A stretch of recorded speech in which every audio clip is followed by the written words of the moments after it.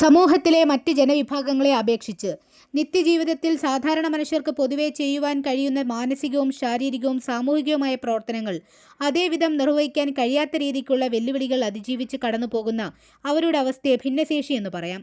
ഭാരതത്തിലെ ജനസംഖ്യയുടെ ഏകദേശം 2.1% അംഗപരിമിതരാണെന്നാണ് 2001 വർഷത്തെ സെൻസസ് കണക്കുകൾ സൂചിപ്പിക്കുന്നത്. 2015 പ്രസിദ്ധീകരിച്ച ഭിന്നശേഷിക്കാരുടെ സർവേ റിപ്പോർട്ട് പ്രകാരം സംസ്ഥാനത്ത് 22 തരം ഭിന്നശേഷി വിഭാഗത്തിൽപ്പെട്ട 7,94,834 പേരെ കണ്ടെത്തിയിട്ടുണ്ട്. ഭരണഘടന അനുശാസിക്കും വിധം ഇവർക്ക് സമൂഹത്തിൽ മുഖ്യധാര പ്രവർത്തനങ്ങളിൽ സജീവ സാന്നിധ്യമാകാൻ പ്രത്യേക പരിഗണനയോടുകൂടിയുള്ള പദ്ധതികൾ നടപ്പിലാക്കേണ്ടതും അതിനായി സഹകരിക്കേണ്ടതും സമൂഹത്തിൻ്റെ കടമയാണ്. എല്ലാ പൗരന്മാർക്കുമൊപ്പം ഭരണഘടന അനുശാസിക്കുന്ന സമത്വം, സ്വാതന്ത്ര്യം, തുല്യ അവസരം, നീതി എന്നിവ ഉറപ്പുവരുത്തുന്നതിന് അംഗപരിമിതർക്ക് ധാരാളം സമഗ്ര പദ്ധതികൾ കേരള സർക്കാർ നടപ്പിലാക്കി വരുന്നു.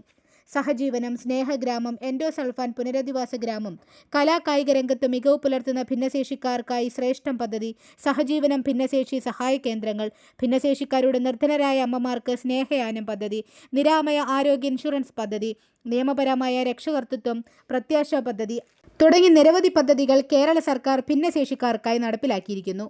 ഇവയോരോന്നും എന്താണെന്നറിയാനും PSC പരീക്ഷകളിൽ ഇവയുടെ പ്രാധാന്യം മനസ്സിലാക്കാനുമായി ഞങ്ങളുടെ YouTube ചാനൽ സന്ദർശിക്കുക.